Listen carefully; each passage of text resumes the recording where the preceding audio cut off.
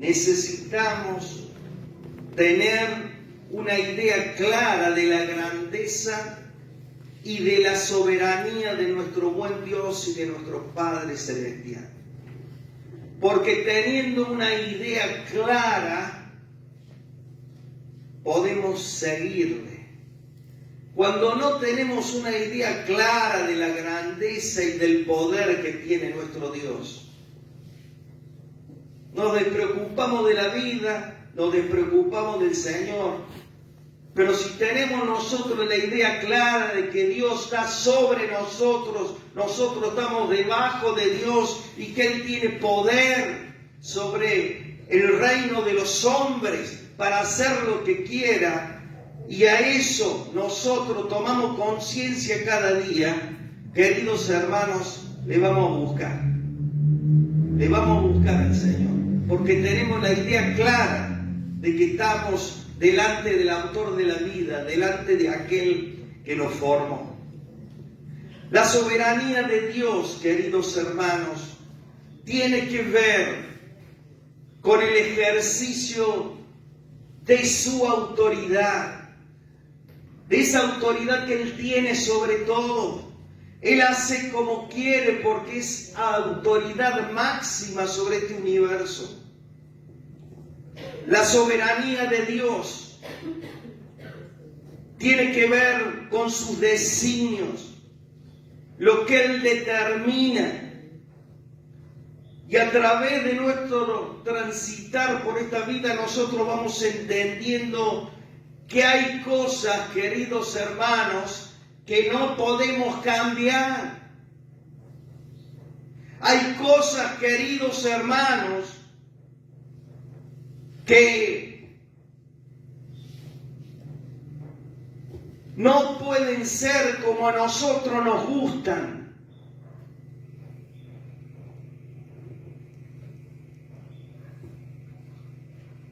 Iván se me adelantó y me nombró el versículo que iba a leer ahora. Romanos 11:34. Dice Pablo, porque ¿quién entendió la mente del Señor? ¿O quién fue su consejero? Y queridos hermanos, esta pregunta refleja la profundidad y la inmensidad de nuestro Dios. Pablo está subrayando la idea de que Dios es infinitamente sabio y que su manera de pensar está más allá de la capacidad humana de entender completamente. No podemos entender muchas veces completamente a Dios. Y esta noción resalta la necesidad, queridos hermanos, de ir creciendo en la fe, porque esa falta de entendimiento, que no lo comprendo a Dios lo que hace, que no entiendo por qué Dios hace eso, lo tenemos que complementar con la fe. Amén. Lo que nos falta de entender a Dios, tenemos que complementarlo con nuestra confianza en el Señor. No lo entiendo, Señor, pero creo que tú haces lo mejor por mí. Amén.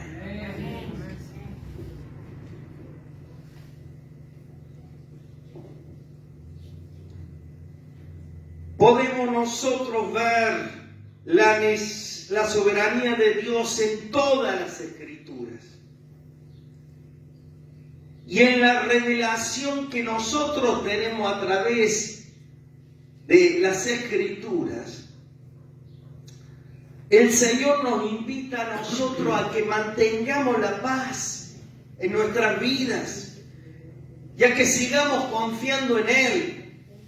La revelación de la soberanía de Dios, eso que vemos, que no entendemos, y luego que leemos cómo Dios lo termina, Dios lo ha puesto para que no perdamos la paz, amén.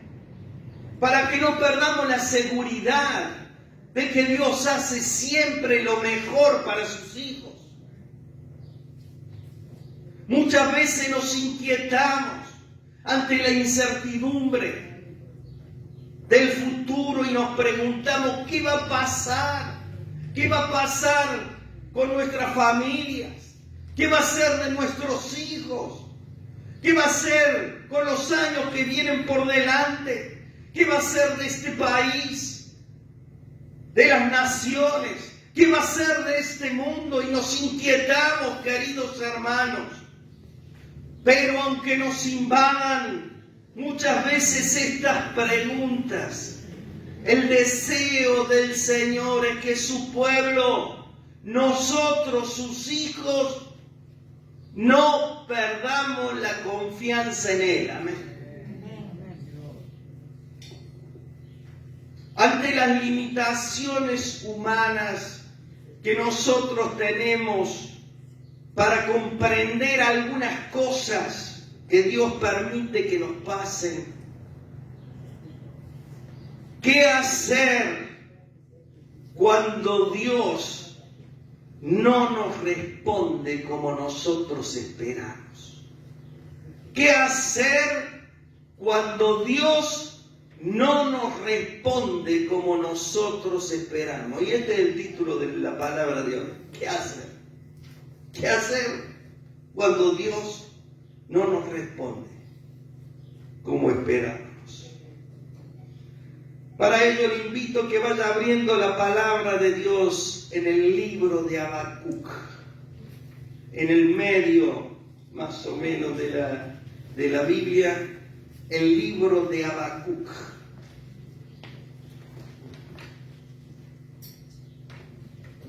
La palabra Habacuc significa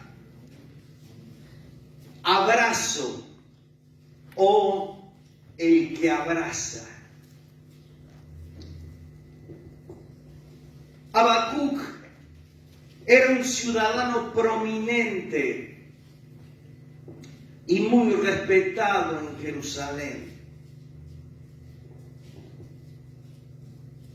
Y vamos a notar nosotros que esta profecía de Habacuc no es realmente declarada desde la boca del profeta para el pueblo, sino que surge de un diálogo que Habacuc tiene con el Señor. Y ustedes saben, esta profecía fue dada alrededor del año 607 a.C. En esa época ya estaba declinando el imperio de los asirios y se estaba levantando otro imperio poderoso que era el de los caldeos, o también llamado babilonios, ¿no es cierto? Los babilonios vencen a los asirios y desde allí en adelante comienzan los babilonios a dominar toda esa tierra y comienzan a conquistar bajo el mando del rey Nabucodonosor. Y al comienzo del reinado de Joacim, los caldeos comienzan a avanzar sobre la tierra de Judá.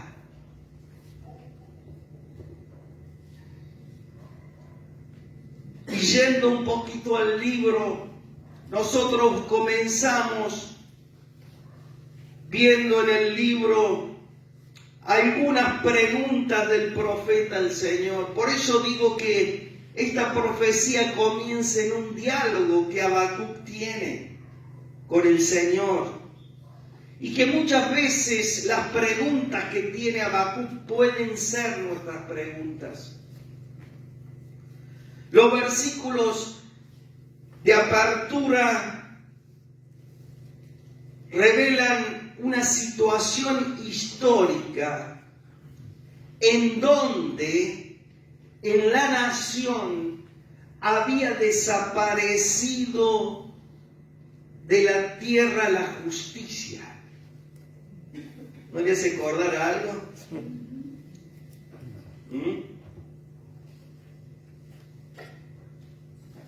se había levantado sobre la nación una violencia y una impiedad desmedida por todos lados. ¿No le hace acordar algo?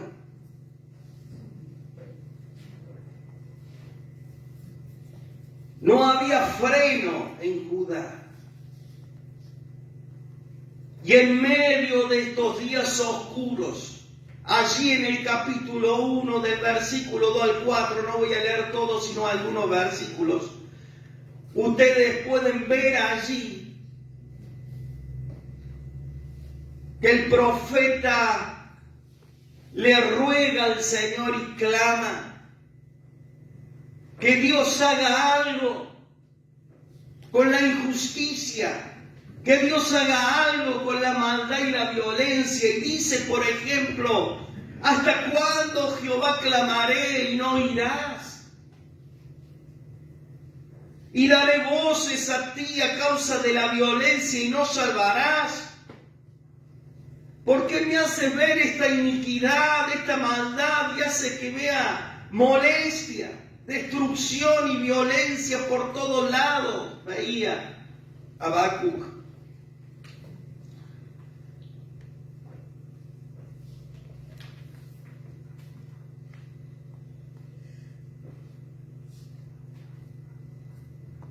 Y el Señor le responde a Habacuc de que Él estaba enviando a los caldeos para juzgar a Judá. Allí en el capítulo 1 del 5 al 11, Dios le dice que Él está enviando a este pueblo impío, idólatra, para juzgar a Judá por sus pecados. Y al profeta se le arma un lío en el matete, como sabemos decir. Porque dice, ¿por qué Dios no purifica a su pueblo y restaura su justicia? ¿Cómo puede ser que el Señor Dios Todopoderoso traiga un pueblo más impío que Judá para castigarlo?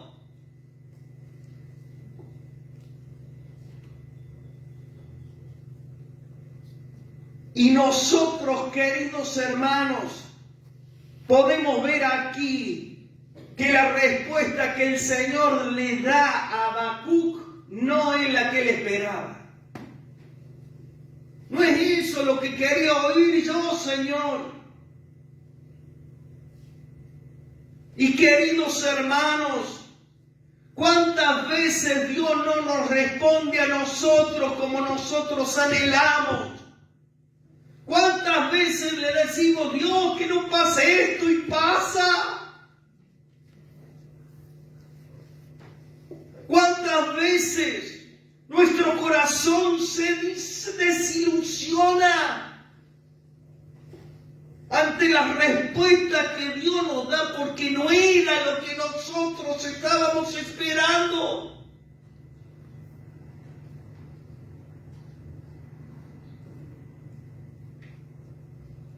Por eso,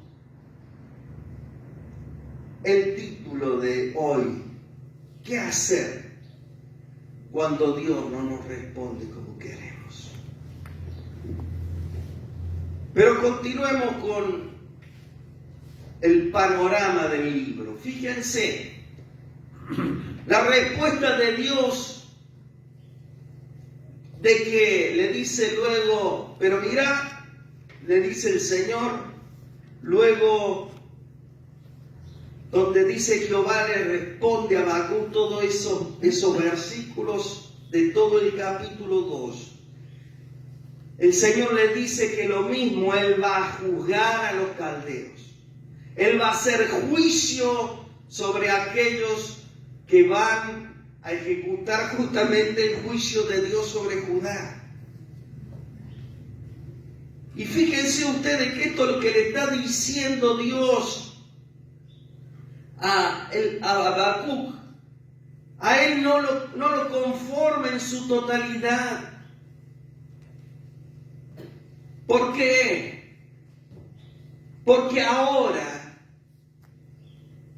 Habacuc deja de ver la ejecución del juicio de Dios sobre el pecado de Judá y empieza a ver la cosa de otra manera. Y dice, y discute con el Señor.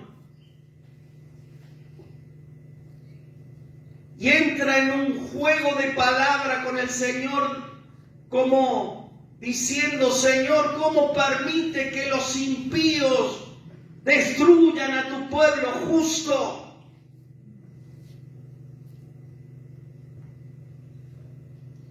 El profeta discute y a través de esa experiencia entiende que los pensamientos del Señor son muy profundos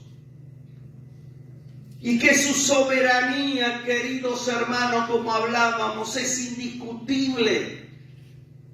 Dios hace, Él determina y luego vemos nosotros como ante esta respuesta incomprensible para Habacuc, Él se para, Él se detiene, llega hasta un punto y cambia su manera de pensar, porque ahora ve a un Dios grande al cual no lo puede entender él. Un Dios que hace las cosas como nuestro entendimiento finito no lo puede entender, y Él se detiene y le ayuda, así como le ayudó a Job al final en el capítulo 42, cuando él dice, yo hablaba lo que no entendía. Y llegamos al capítulo 3. Y en este capítulo 3, que dice la oración de Habacuc, que en realidad es un cántico, es un salmo de Habacuc, es donde podemos nosotros apreciar el cambio que ocurre en el corazón del profeta. Porque aquí, en este capítulo 3, podemos nosotros ver cómo se revela Dios en su soberanía. Y hoy vamos a introducirnos en este capítulo 3 para ver y responder a esta pregunta: ¿qué hacer cuando Dios no nos responde como nosotros queremos, como nosotros esperamos? Y vamos al capítulo 3, versículo 2 al 4. Dice el profeta: oh Jehová, he oído tu palabra y temí. ¿Cuál palabra había escuchado? La palabra que se venían los caldeos. La palabra que se venía el ejército enemigo para destruir. Y dice, y temí. Oh Jehová, aviva tu obra en medio de los tiempos. En medio de los tiempos hazla conocer. En la ira, acuérdate de la misericordia. Dios vendrá de Temán y el santo desde el monte de Parán. Su gloria cubrió los cielos y la tierra se llenó de su alabanza. Y el resplandor fue como la luz. Rayos brillantes salían de su mano y allí estaba escondido su poder. Queridos hermanos, ¿qué hacer cuando Dios no nos responde como nosotros esperamos? Lo primero, podemos orar y podemos clamar reconociendo la grandeza y la soberanía de Dios en esa adversidad que estamos teniendo. Amén. Orar y reconocer: Dios, aunque no te entiendo, voy a clamar. Y a pesar de lo que se está viviendo en Judá y la incertidumbre que invade a Habacuc, comienza este cántico con esta oración de alabanza y de reconocimiento a Dios. Habacuc afirma que ha oído lo que el Señor le ha dicho y esa palabra le trajo un temor reverente. Y queridos hermanos, si no tememos cuando Dios nos habla, si tenemos en menos la bendita palabra de Dios,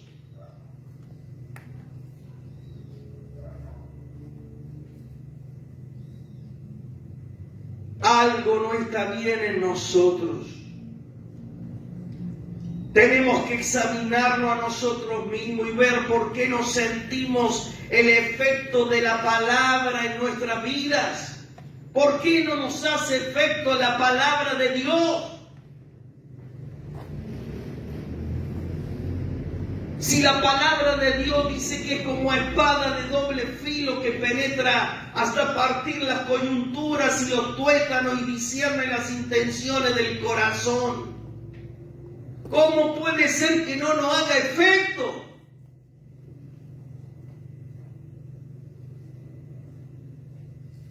Queridos hermanos, la realidad es que tenemos que mirar dentro nuestro. ¿Dónde es que nos estamos desviando? ¿Dónde es que estamos haciendo las cosas mal? ¿Dónde es que estamos errando el camino? ¿Cuándo dejamos de obedecerle? Dice la palabra de Dios: hoy es el día de salvación. Amén. Hoy es hora de volver al camino del Señor. Amén. Y luego Habacuc le ruega al Señor, le dice esto tremendo. Esta palabra que nosotros lo usamos para el avivamiento, ¿no es cierto? Aviva tu obra en medio de los tiempos. El profeta le dice: aviva tu obra en medio de los tiempos. ¿Qué significa avivar? Avivar es vivificar. Avivar es traer vida nuevamente, volver a la vida. El profeta le ruega al Señor que vuelva a obrar en medio del tiempo de la adversidad que está por venir, porque los caldeos se venían. Le dice: vuelve a avivar tu obra en este tiempo de adversidad que se nos viene, Señor. Sálvanos, salva a tu pueblo. Renueva tu obra en nuestro pueblo extraviado y sin rumbo. Y queridos hermanos, hoy estamos profética que no tiene que salir solamente de un hombre, sino que tiene que salir de toda la iglesia. Señor, aviva, trae vida a los corazones de los hijos de tu pueblo. Vivifica los espíritus de tus siervos. Dice Habacuc: en medio de los tiempos. Queridos hermanos, la iglesia tiene que rogar que Dios se manifieste en su tiempo. ¿Y saben cuál es nuestro tiempo? Nuestro tiempo es cuando estamos con vida. Mientras estamos vivos, ese es nuestro tiempo.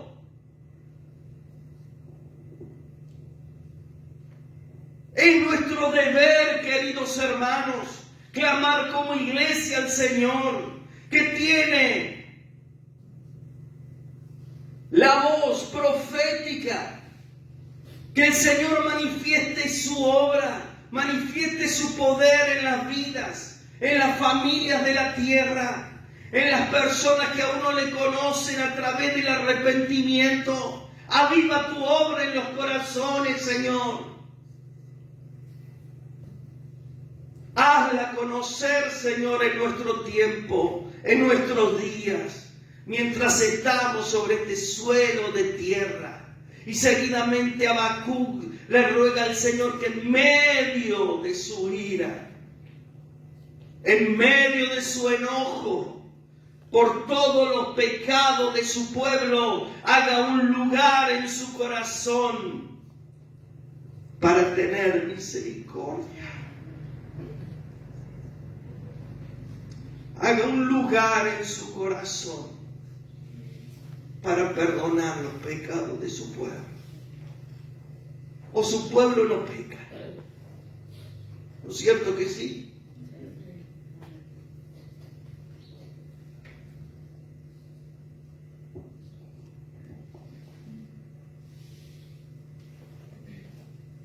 Queridos hermanos, en esta oración del profeta nosotros vemos cómo él busca tocar el corazón del Señor, confiando y teniendo la esperanza que su misericordia no se acaba, ni se acabará.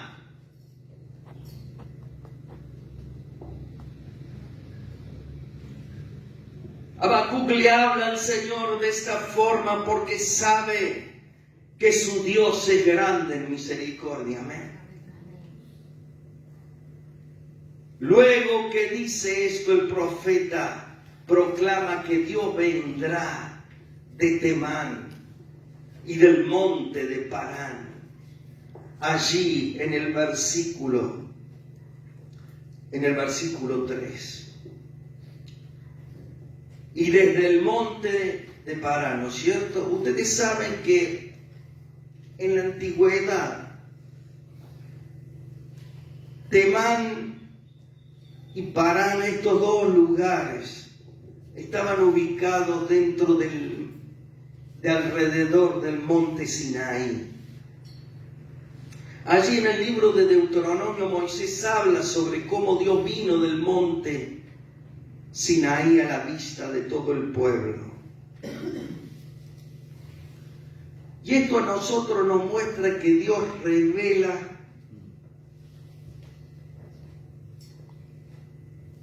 y se revela y se manifiesta desde lugares específicos. Su gloria se manifiesta en lugares específicos. ¿Y esto a qué nos invita a nosotros? A que tenemos que tener como templo del Espíritu Santo un lugar específico en nuestra casa para orar. Un lugar específico en nuestra casa donde sabemos que Dios se va a manifestar y va a venir a ese lugar.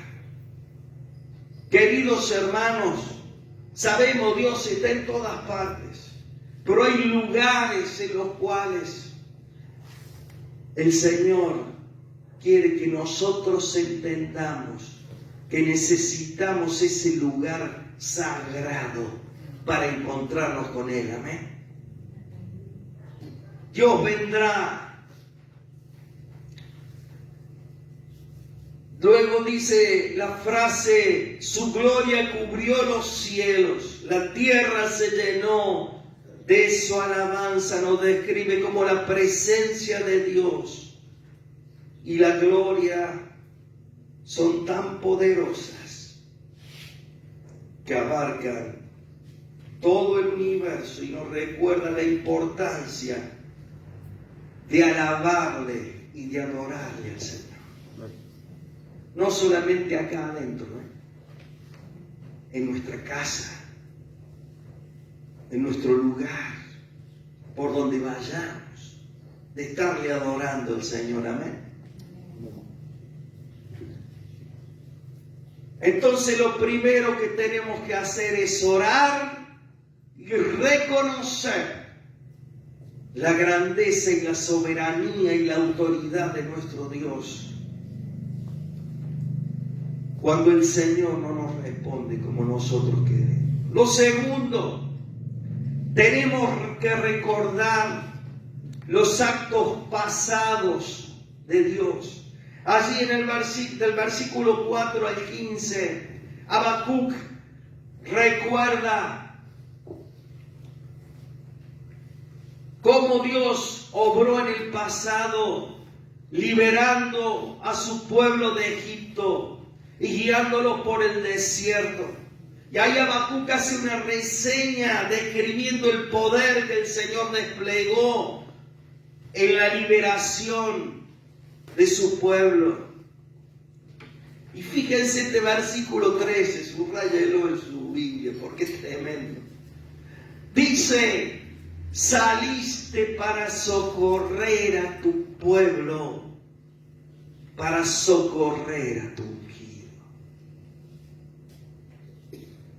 Saliste para socorrer a tu pueblo, para socorrer a tu ungido. Queridos hermanos, esta es una hermosa figura del Dios que sale en defensa de su pueblo escogido. Amén. Dios salió al encuentro de los enemigos de su pueblo para pelear por ellos y liberarlos del enemigo opresor.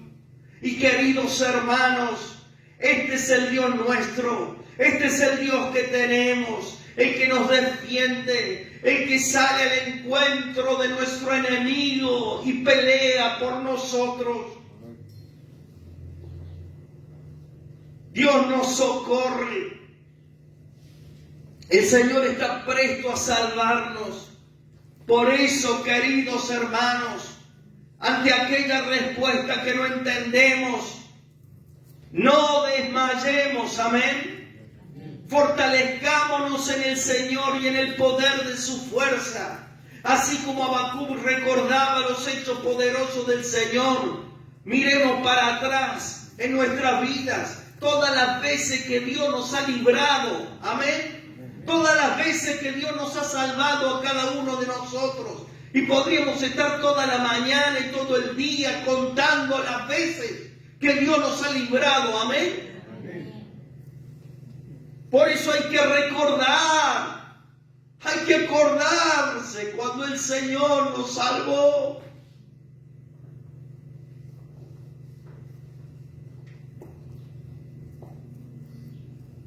Tenemos que recordar todas las veces que hemos sido librados. Nunca olvidemos que el Señor sale a socorrernos y pelea por nosotros. Amén. Versículo 16. Ay, este versículo 16. Oí, dice Habacuc, y se conmovieron mis entrañas a la voz, temblaron mis labios. Pudrición entró en mis huesos y dentro de mí me estremecí. Si bien estaré quieto en el día de la angustia, cuando suba al pueblo el que lo invadirá con sus tropas. Dice Habacuc que se conmovió por la palabra que había escuchado. Cuando él escucha de Dios, yo voy a enviar a los caldeos para juzgar a mi pueblo, empieza a temer, sus labios empiezan a temblar. Dice el profeta que sintió como si sus huesos estuvieran podridos. El dolor que sentía en ese momento Habacuc tiene que haber sido desgarrador, queridos hermanos. Él amaba a su pueblo, pero él esperaba otra cosa del Señor, no que sufriera el castigo a través del enemigo. Y queridos hermanos, muchas veces nuestro ser se siente como se sentía Habacuc, porque el dolor que tenemos muchas veces es tan grande que parece que nunca se fuera a terminar.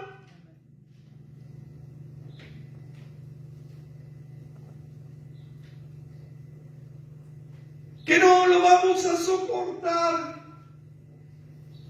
Pero él adopta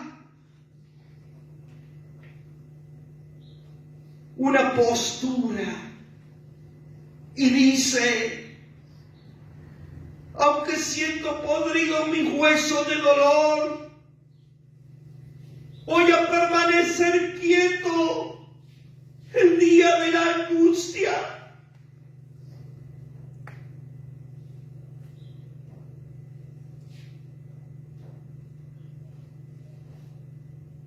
El día cuando suba el pueblo en que lo invadirá con sus tropas,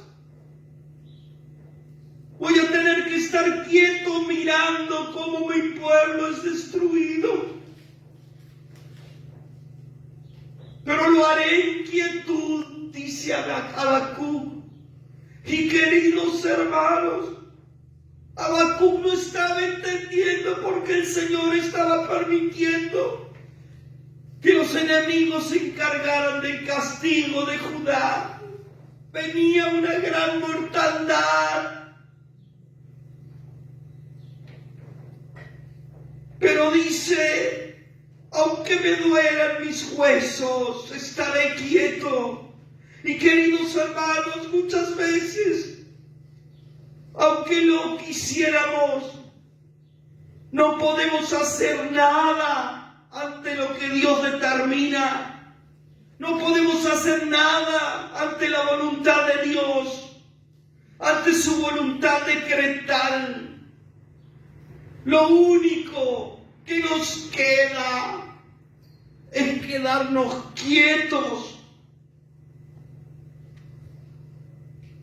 Y queridos hermanos, la quietud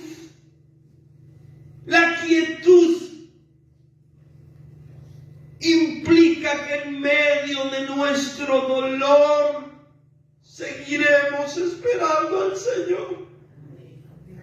Amén.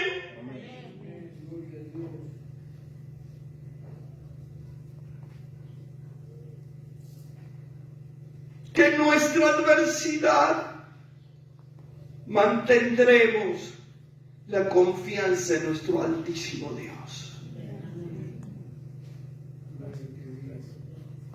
La tercera cosa que tenemos que hacer entonces, cuando Dios no nos responde como nosotros esperamos, es estar quietos. Amén. Estar quietos.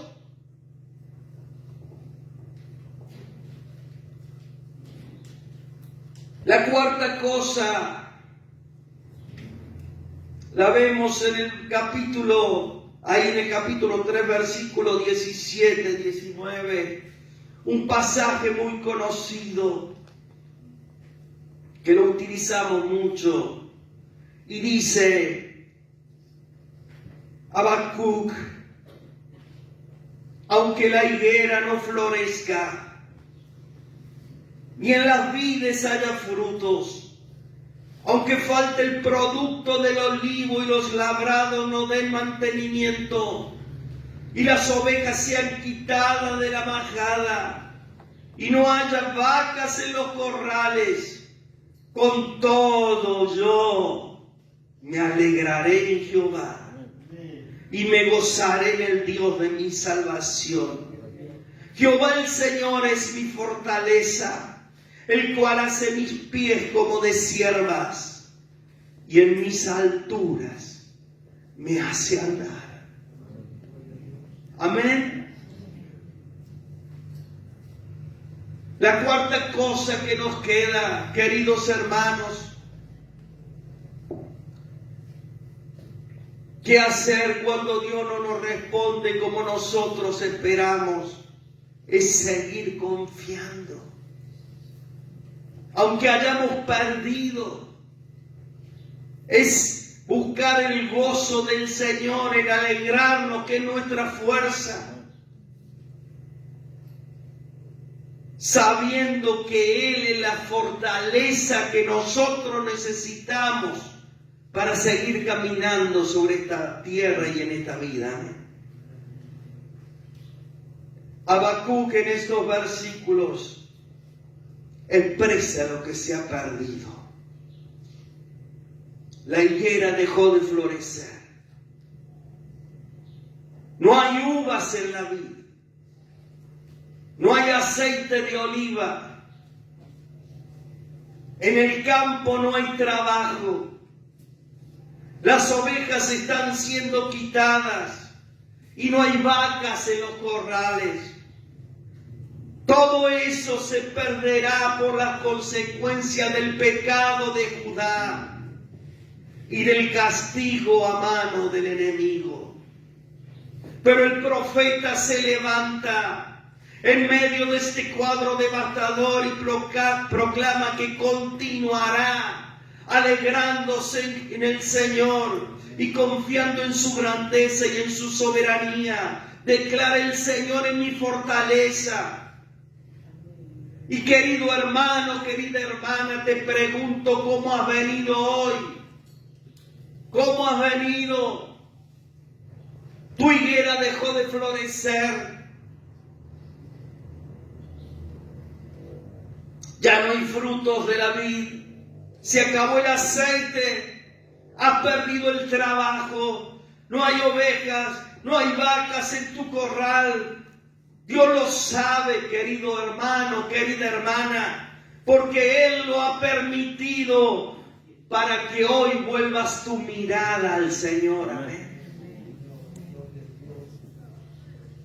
Y dice Habacuc: el cual hace mis pies como de siervas y en mis alturas me hace andar.